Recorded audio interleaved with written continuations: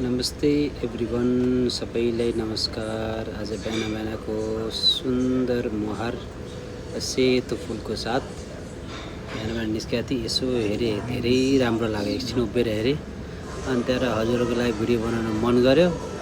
चट्टसँग phone निकालेर अनि हजुरहरूको लागि भिडियो बनाएर अपलोड गर्दैछु। यहाँ त कति राम्रो सानो चिटिक्कको रुख छ, तर यति राम्रो फुल निस्केको छ कि झ्याप्प परेको हेरिरहँ जस्तो लाग्यो।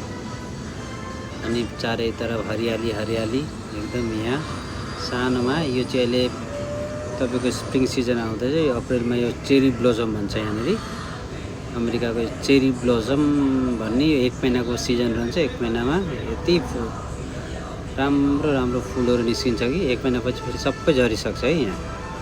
अनि हजुरले चट्ट भिडियो निकालेर गरिदिएको।